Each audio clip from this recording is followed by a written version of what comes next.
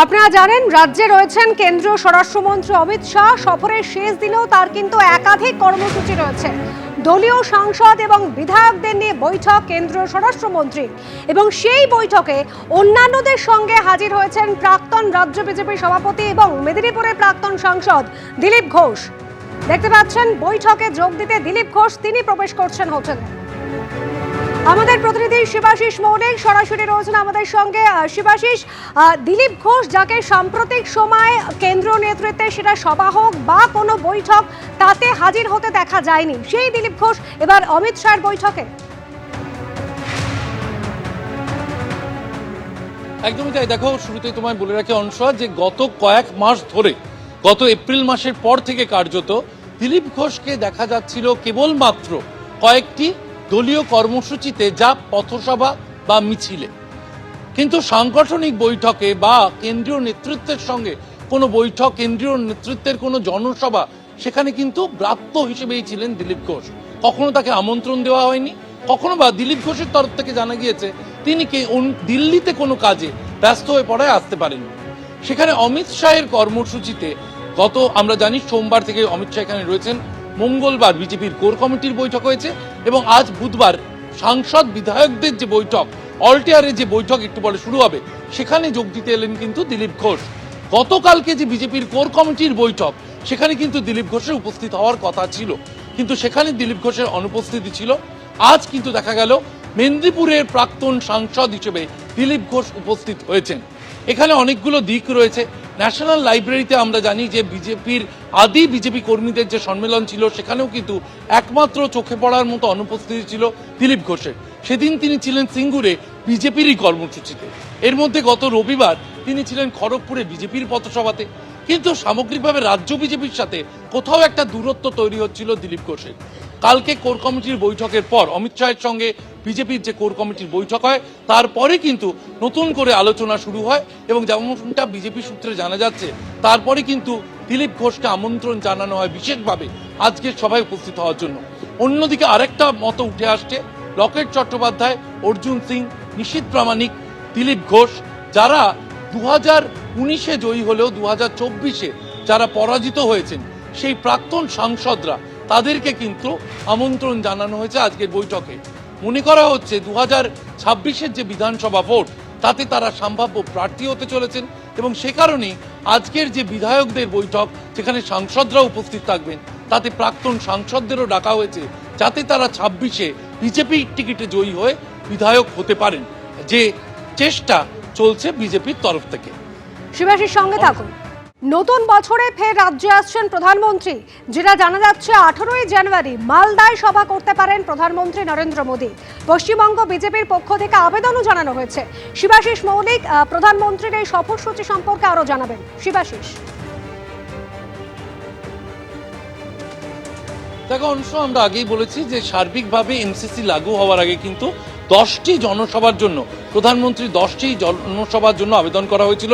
তার 4টি গত বছর করা হয়ে গিয়েছে, অর্থাৎ চলতি বছরে করা হয়ে গিয়েছে 2025-এ।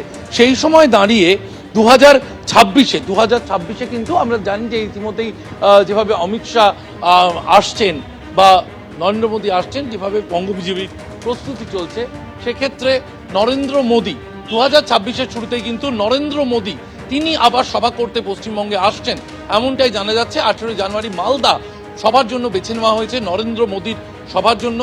বঙ্গ বিজেপির তরফে তার সেই প্রস্তাব পিএমওতে, অর্থাৎ প্রধানমন্ত্রীর দপ্তরে পাঠানো হয়েছে। প্রধানমন্ত্রীর দপ্তরে সেই প্রস্তাব দেওয়ার পর প্রধানমন্ত্রীর দপ্তর বিবেচনা করছে 18 জানুয়ারি না হলেও 17 জানুয়ারি, 18 জানুয়ারি এই সময় করে মালদায় তার সভা হতে চলেছে। তা প্রধানমন্ত্রীর দপ্তর থেকে সবুজ সংকেত এলে তারপরে কিন্তু বঙ্গ বিজেপির তরফে চূড়ান্ত প্রস্তুতি শুরু করা হবে। যেমনটা বঙ্গ বিজেপির সূত্রে জানা যাচ্ছে, জানুয়ারি মাসে একাধিক সভার তারা চেষ্টা করছেন, কারণ মোট 6টি সভা বাকি রয়েছে, যা এমসিসি লাগু হওয়ার আগে, অর্থাৎ জানুয়ারি এবং ফেব্রুয়ারি মাসের মধ্যে নরেন্দ্র মোদীর পক্ষ থেকে করা হবে, এমনটাই কিন্তু বঙ্গ বিজেপির দাবি। ধন্যবাদ শিবাশিস। প্রধানমন্ত্রী আপনার জেলায় আসছেন? আচ্ছা, প্রধানমন্ত্রীর এখনো আসার কথা আছে, আলোচনা হয়েছে। এখন আমরা 17-18 তারিখে এরকম একটা ঠিক হয়েছে ওখানে। মালদাতে আসবেন। উনি আমাদের যে 4টা আমাদের সাংগঠনিক জেলা আছে, বিশেষ করে আমাদের 4টা জেলার ওখানে উনি একটা জনসভা করবেন, এরকম ঠিক আছে। এখনো আমরা যখন হচ্ছে এটা নিয়ে নির্দিষ্ট হবে, সুনির্দিষ্ট যখন আমরা ডেট ফাইনাল হয়ে গেলে পরে নিশ্চয়ই জায়গা ওখানেই হবে, যেটা এর আগে হয়েছিল আমার লোকসভা কেন্দ্রেই হয়েছিল, ওখানেই হবে। দরজায় কড়া নাড়ছে বিধানসভা ভোট, রাজনীতির পারদও কিন্তু সমানে চড়ছে। আর নতুন বছর শুরুর আগে আক্রমণ এবং প্রতি আক্রমণ ঘিরে অমিত শাহ এবং মমতা বন্দ্যোপাধ্যায়ের বাকযুদ্ধ একেবারে চরমে। গতকাল সাংবাদিক বৈঠক এবং সেই সাংবাদিক বৈঠকে 2/3 আসনে জিতে সরকার গড়ার হুঙ্কার দিয়েছেন কেন্দ্রীয় স্বরাষ্ট্রমন্ত্রী।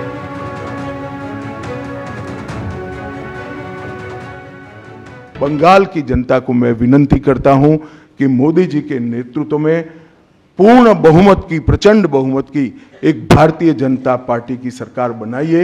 हम कवि गुरु की कल्पना का, विवेकानंद की कल्पना का, बंकिम बाबू की कल्पना का बंगाल बनाएंगे, सोनार बांग्ला बनाएंगे। मुझे पूरा भरोसा है कि 2026 में बंगाल में 2/3 बहुमत के साथ भारतीय जनता पार्टी की सरकार बनेगी। অমিত শাহ আক্রমণ শানিয়েছেন কলকাতা থেকে, আর মমতা বন্দ্যোপাধ্যায় উত্তর দিয়েছেন প্রায় 180 কিলোমিটার দূরে বাঁকুড়ার বড়জোড়া থেকে। কি বলেছেন মুখ্যমন্ত্রী দেখুন। বলেছেন 2/3 পাবো, এখন আর বলতে পারছে না ইসবার 200 পার। এবার বলতে হবে এবার তুমি দেশ থেকে বার। বাংলা জিতে তোমাকে দেশ থেকে কি করে তাড়াতে হয়, গণতন্ত্রের মাধ্যমে বাংলায় পথ দেখাবে। আমরা ভাঙি তবু মচকাই না, আমরা মাথা উঁচু করে চলি। দিল্লি সামলাতে পারে না, বাংলা সামলাবে। কেন্দ্রীয় স্বরাষ্ট্রমন্ত্রী যখন তৃণমূলকে সমূলে উপড়ে ফেলার হুঙ্কার দিচ্ছেন, তখন তীব্র কটাক্ষ করে মমতা বন্দ্যোপাধ্যায় বলছেন জিতবে না, কচু হবে। अप्रैल में बंगाल में विधानसभा के चुनाव होने जा रहे हैं।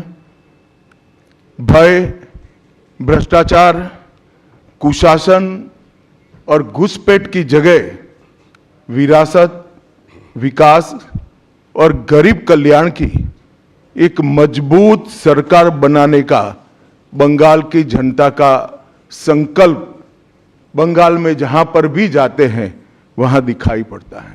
নির্বাচন সামনে বলে বাবুদের, ওই যে হ্যাংলা বাবু, তাড়াতাড়ি ওনাকে জিততে হবে। জিতবে না কচু হবে,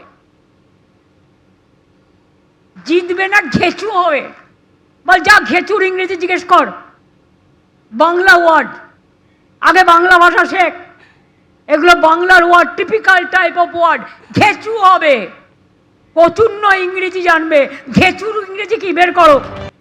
পশ্চিমবঙ্গে এসে তৃণমূলকে আক্রমণ করার পাশাপাশি কংগ্রেসকে শূন্য কটাক্ষ করেছেন অমিত শাহ, যার উত্তর এসেছে কংগ্রেসের তরফে। कांग्रेस जिसकी एक प्रकार से स्थापना ही बंगाल से शुरू हुई, वो कांग्रेस पार्टी बिग जीरो पर पहुंच गई। বাংলার মানুষ আগামী দিনে দুর্নীতিগ্রস্ত তৃণমূল কংগ্রেস আর সাম্প্রদায়িক ভারতীয় জনতা পার্টি, সুযোগ সন্ধানী ভারতীয় জনতা পার্টিকে 2026-এ একটি ভোটও দেবে না। 26-এর বিধানসভা ভোটের আগে রাজ্যে এসেছেন অমিত শাহ, বৈঠক করছেন রণকৌশল নিয়ে। দুর্নীতি ইস্যুতে রাজ্যের তৃণমূল সরকারকে আক্রমণ করেছেন কেন্দ্রীয় স্বরাষ্ট্রমন্ত্রী। मोदी जी में के नेतृत्व में बंगाल में भारतीय जनता पार्टी की सरकार बनने के साथ ही यहां की विरासत को हम पुनर्जीवित करेंगे। आज ममता बनर्जी के नेतृत्व में भ्रष्टाचार के कारण पूरे बंगाल का विकास एक प्रकार से थम गया है। आप आंख मूंद लिए ही हो भ्रष्टाचार के लिए, मगर बंगाल की जनता अपनी आंख बंद कर नहीं बैठी है।